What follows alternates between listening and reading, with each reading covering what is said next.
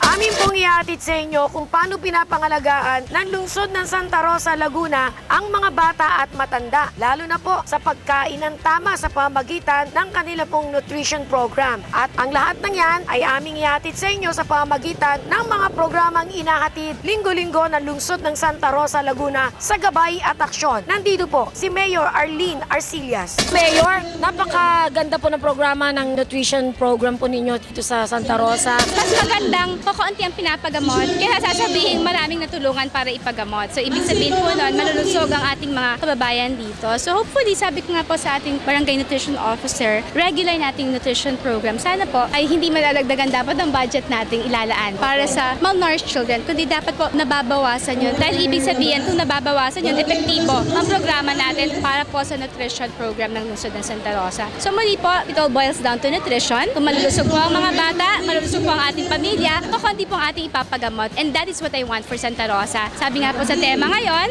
ito naman ay with regards breastfeeding. Pero sa pamamahala po sa ating lungsod, tapat, sapat at exclusively for Santa Rosa po ang ating mga programa. 37th year to and multi-awarded po ang Santa Rosa sa nutrition program. Sana po ay padami ng padami ang mga tumatangkilik ng programa natin in the sense na ina-advise natin sila, tinuturuan natin sila, hindi ginagamot sila. Ito po sa magandang mga pangyayari po sa celebration po namin ngayon, lahat po ng mga barangay po namin dito ay full support naman po sila. Simula po sa mga barangay hanggang sa mga nanay po, awarding po namin po ngayon at grand graduation po ng Pabasa Nutrisyon. Kami po sa implementation ng Pabasa Nutrisyon, kami po ay Hall of Famer na. Sa pong sikreto po namin, bakit po kami nagiging maunlad po at nagiging successful ng mga programa po sa nutrisyon, ay yung pong walang sawang pang-suporta po ng aming butihing Mayor Arlene B. Arcillas. Siya po yung tumutulong sa mga programa po namin tungkol sa pangkalusugan at pang-nutrisyon. Una-una po, mga first quarter of the year, nagkakaroon po kami ng Operation Timbang para makita po namin kung tama po ang timbang ng mga bata sa mga barangay. At pag nakita po namin na malnourished po sila, nagkakaroon naman po kami ng supplementary feeding na ibinibigay po namin 3 times a week, 12 times a month. Meron naman po kami ala na budget na bigay po sa atin ng ating butihing Mayor Arlene Arcillas na para po magkaroon po tayo ng supplementary feeding. Kakaroon din po tayo ng Pabasa Nutrisyon, yung po yung Nutrition Education Program para maturuan po natin yung mga nanay kung ano yung tamang nutrisyon na kailangan po ng kanilang buong pamilya. Nagkaroon po tayo ng ganitong pagtatapos. Yun po yung matin po sila ng 1-week seminar about nutrition. Sila rin po yung mga sumali sa mga programa po natin. Katulad po ng cooking contest, Nutri-Quiz. Tangalan po ng aming butihing Mayor Arlene B. Arcillas, kami po ay nagpapasalamat sa walang sawang pang-suporta at ganun din po ng aming mga kababayan dito sa lungsod ng Santa Rosa. Santa Rosa, laging una sa Laguna. Ang Santa Rosa ay consistent regional outstanding winner on nutrition. Ibig sabihin, marami silang programa sa nutrition, particularly na tumutulong sa mga batang malnourished children. Lalong-lalo na full support ang kanilang mayor, si Mayor Arlene Arcillas. Ito yung isang parang training sa mga nanay para turuan sila kung paano pakainin, alagaan,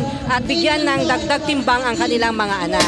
Ating Mayor Arlene Arcillas ay talaga naman nakasuporta. Tinuturuan natin ang mga nanay na matuto from the womb hanggang sa makalabas ang bata hanggang sila ay tumanda. Ang ating ordinansa para sa ating mga nanay sa breastfeeding, ito po ay national code na tinatawag na Executive Number 51 na ang lahat ay kailangan talaga po ipapatupad ang pagpapasuso sa mga nanay. So that ang ating mga bata ay maging malusog at mawalan tayo ng malnourished children. Sana po, lalo-lalo na yung mga nanay, magpa-breastfeeding po tayo. Ito po ay tapat, sapat at eksklusibo. Sabi nga po, check. Magkano po ba sa isang taon ang pondo ng city para po sa ating nutrition? Medyo malaki po kasi meron dyan sa CSWD on nutrition program nila. Meron din po sa Office of the City Mayor. Sa barangay po, dapat meron din sila. So, ini-encourage ko rin syempre ang mga kapitan to support the program of the city. Merong parallel program po sa ating barangay. At nakita nyo naman, yung mga bata malulusog, that is what we want for sa the city of Santa Rosa. Healthy children na magiging productive individuals later on. Ang maganda po ngayon, Mayor, ang lungsod ng Santa Rosa, pinakikita natin, responsive yung mga kababayan natin. Natipon nyo po itong mga kababayan natin, hindi lamang sila sa programa, kundi nag-participate pa sila. These are 400 plus mothers na hindi lamang yan for today pinatawag, kundi po, ibig sabihin, nagtapos sila sa ating pabasa sa nutrition. Pabasa po, ibig sabihin, we're informing them how to take care of their children, how to nourish their children. Na syempre, ang highlight po natin ay ang breastfeeding. feeding. Kanina po nabanggit ni Konsehal Louie Algabre, magpapasa po tayo ng ordinance na every establishment, including the City Hall of course, should have a section for breastfeeding exclusively para po hindi sila mahiyang mag-breastfeed sa kanilang place of work sa ating mga malls. So, i-require po natin yan. Yearly, sinasagawa yung ating Nutrition Month celebration dahil doon po matuturuan po natin ang mga kababayan taga Santa Rosa kung paano po magsagawa po ng tinatawag ng mga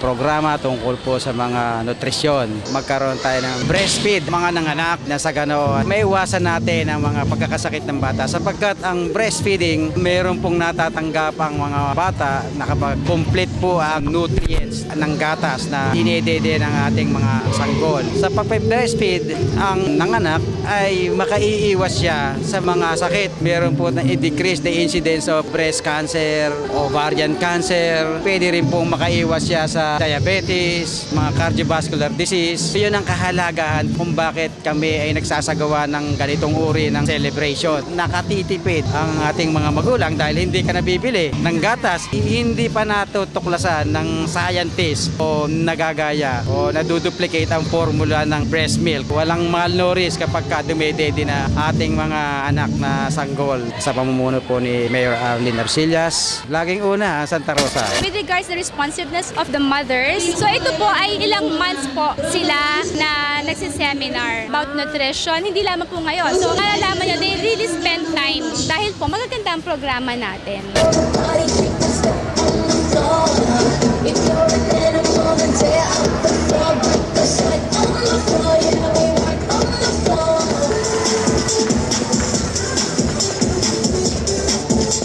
I really like it, I really like it, I really shake it, get boy, shake it, get boy, shake it, boy.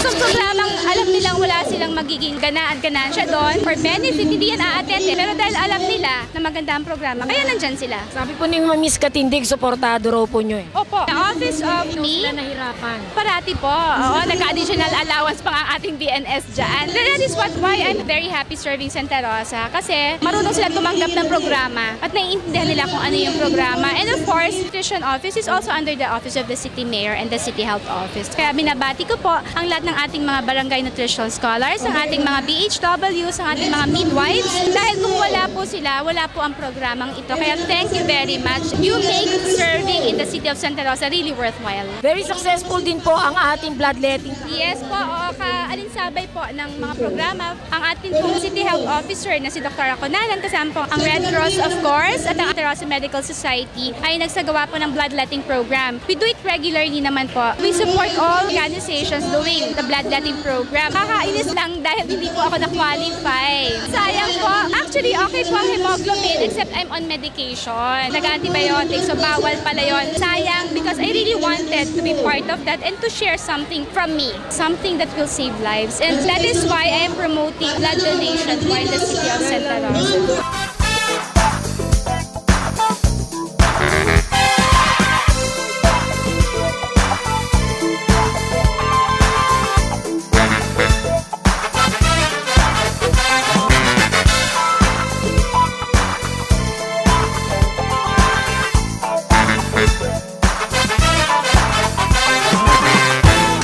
Sisingit ko po kasi alam nyo, nantabayanan po ng mga kabisig eh. Gaano po nakakatulong sa inyo itong grupo ng kabisig? Okay, Kabisig, we celebrated their second year anniversary. At the same time, we officiated, solemnized the oath of the new set of officers. Binabati ko muli po ang kanilang presidente ngayon na si Efren Maglian po, kabiyak po ng ating mabuti at magandang kapitana ng Barangay Makabling. Kapitana Ichel Ong-Iko Maglian po. So binabati ko sila at syempre po, I support these groups. We have this one federation in the city of Santa Rosa. It's called the Federation of Non-Government Organizations. Ang lahat po ng NGOs natin ay parte nito together with our PNP kasi po ito ang nakakatulong sa atin again to monitor and to implement peace and order programs in our city. They have their own programs but then again we have programs together. Ako po ang tumato yung presidente. Second anniversary po ngayon pati. Ngayon lang po ako naging miyembro sa Kabisi. Kumbaga, ang aking pagiging presidente rito, ngayon ko po ginagampanan ang aking tungkulin bilang isang presidente. Ano po ginagawa ng kabisig? Kabisig. Tumutulong po sa mga gawain dito sa Makabling. Katulad na po rin yung mga kanal na nagbabara at saka po dapat tumulong din po kami sa mga kalinisan dito sa ating lugar sa Makabling po. Kaya naman po si Mayor Arlene Arcillas ang napili namin. Ako nabigyan agad niya ng aksyon para mag-out sa kanila. Si Mayor, kung ano po yung ginagawa niya sa maliit, nagagawa niya rin po sa malaki. 280 na po ang miyembro ng Kabisig dito sa Barangay Chapter. Kay Mayora po, maraming salamat po at pinaunlakan niya po na ang aking pagiging isang president dito sa aming samahan na Kabisig, kaakibat ng bayan sa isip at sa gawa. Marami pong salamat. Santa Rosa, laging una sa lahat. So parati ko naman sinasabi po,